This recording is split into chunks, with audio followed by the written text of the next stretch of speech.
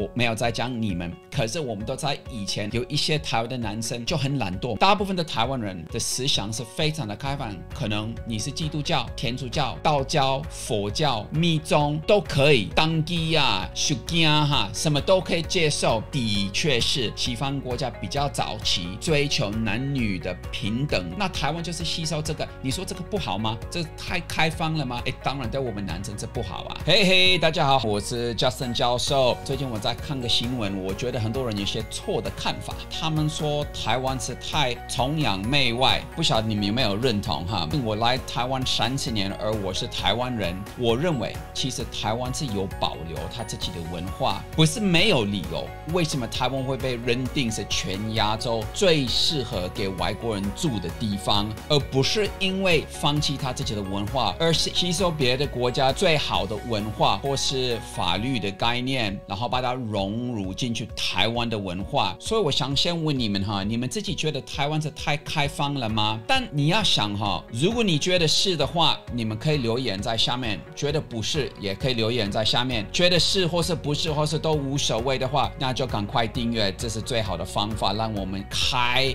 这个话题。那我个人是觉得，要是台湾没有像他现在这么开放的话，在国际上不会那么成功。我知道有的人会说啊，可是教授，台湾有没有成功的？这是看法是不对的。我们的成功率是非常的高，你只要去我们的捷运站就知道台湾的成功率是怎么样。那有的人会说啊，可是薪水低啊，这个我理解，的确是薪水有低，但是呢，我想要证明为什么我认为台湾其实是很成功的开放，而不是只是说开放然后忘记了他自己的文化。没有 OK， 首先一个很简单的例子，你来看一下台湾针对宗教的看法，大部分的台湾人就是对宗教的这个部分的思想是非常的开放，可能你是基督教、天主教、道教、佛教、密宗都可以，当机啊、修经哈，什么都可以接受。所以呢，你看哪一些国家会对他们的宗教这么开放？其实印度也是，会证明这个国家他对他的人生的哲学或是他人生的理念事实上是正确的，因为这个会避免怎么样？会避免冲突。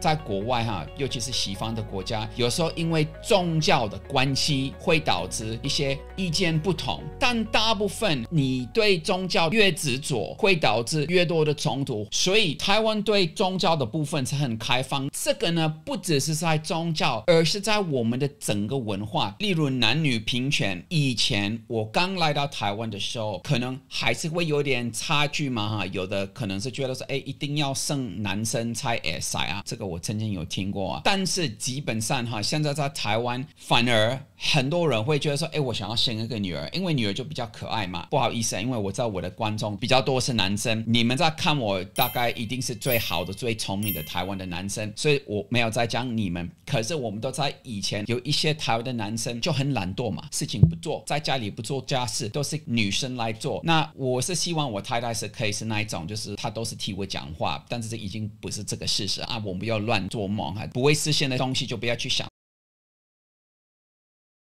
我在台湾30年，我教过太多的学生，大部分的学生不太想要开口在别人的前面。我已经解决这个问题。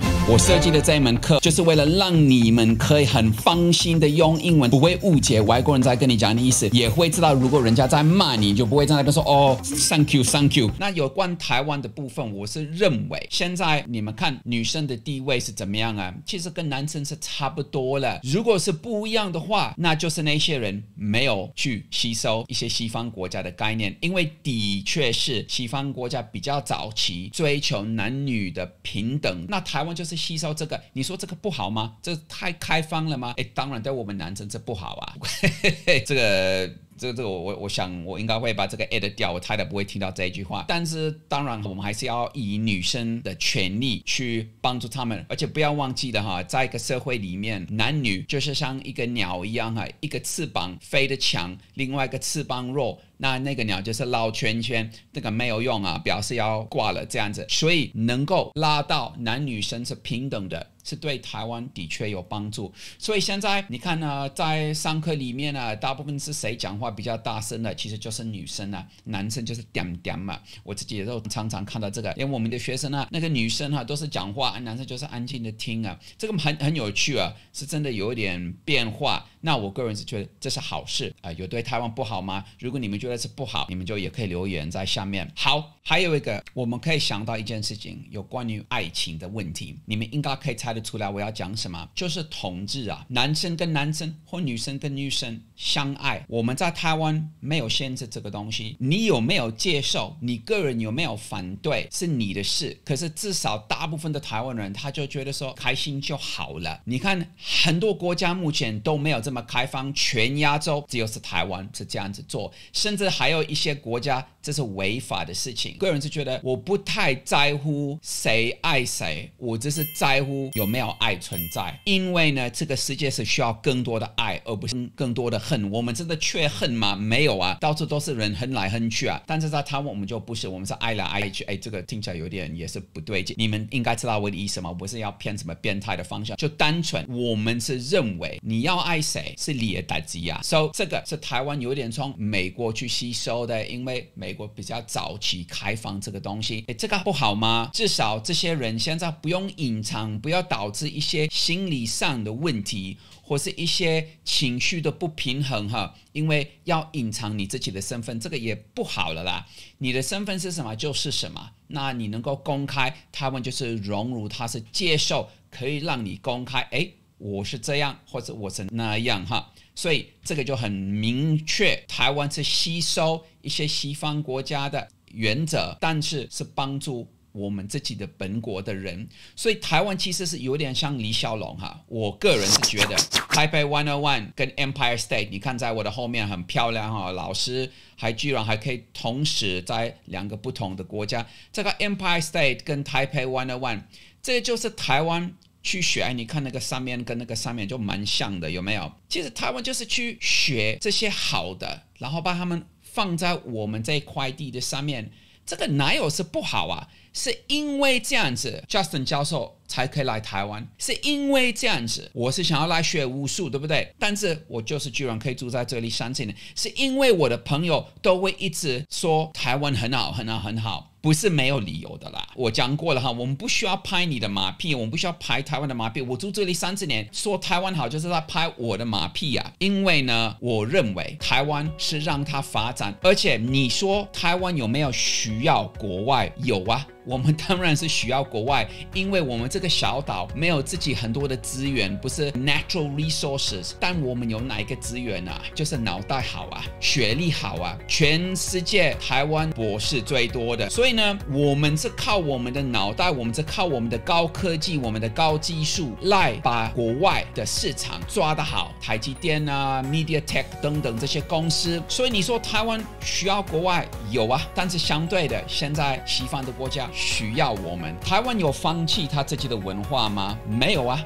我去上课的时候，我还是听我的学生说，我需要回去找妈妈爸爸。我们还是保留我们的孝顺的文化。台湾是特别重视孝顺这个东西，连我自己就变成台湾话嘛哈。我帮我爸妈买一个房子在南非，在国外，你说我不是孝顺吗？那谁比我孝顺吧？我先帮他们买房子，我自己是用租的，是最近才买了啊。教授已经年纪没有那么小啊，虽然说还看起来是笑脸哈，但是其实已经自己说的了。所以呢，台湾保留这个文化哈，然后像我讲的啊，当地啊、暑假啊、金香团，还有我们的食物啊，不管怎么样，每一个台湾人去国外都会说，哎呀，台湾的食物最好。有啊，我们有披萨，我们有汉堡，有啦，也会去吃啊。但是大部分99.9%的台湾人到最后他们都是说同样的话，我就是想要吃台湾的食物，没有完全就是说西方的是最好，也没有啊。而且你们为什么会听我讲话？其实因为你觉得我看起来是西方人，可是你也知道我就是台湾人，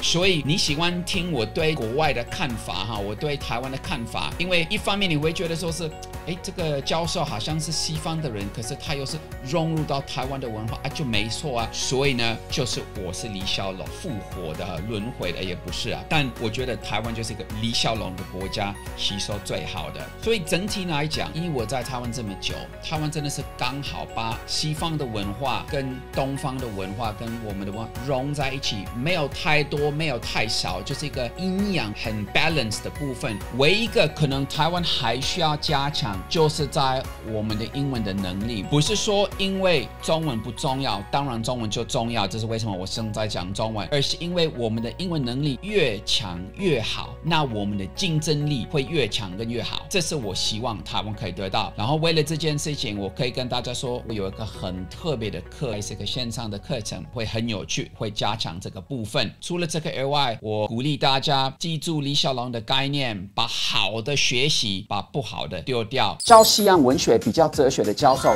竟然也可以教你脏话和色色的话。但母语人士说话的时候，大部分都是用 informal language。这就是为什么你除了学校真的要跟母语人士对话，或看电影、影集、YouTube 等等，你会觉得非常的挫折，怀疑自己根本没有学过英文。我在台湾30年，我教过太多的学生，其实大部分的学生不太想要开口在别人的前面。我已经解决这个问题。我设计的这一门课啊，就是为了让你们可以很放心的用英文，不会误解外国人在跟你讲的意思，也会知道如果人家在骂你，就不会在那边说thank you thank you。可是有一些场合用 idiom slang 会不会不够礼貌？别担心啦，我会教你同句话转成比较日常或是正式的说法。我挑选会出现大量口语用法的 action、comedy、rom-com、stand-up comedy、reality show， 整理出近1000个 idiom。我敢保证，这些用语都会出现在你和外国人的对话哦，或者你看过的英文电影和影集中。这样同个情形，你可以自由的换成正式和口语的用法。这个你一定要用 Jela App 才可以试读哦。课程预计有165个单元，55个小时，听起来没有开玩笑，很丰富，对不对？原价6978元，募资优惠期间最多可以剩下2373元。没有人敢教的英文，教授带你有深度的学。好，谢谢大家，请记得订阅跟按个赞，再见。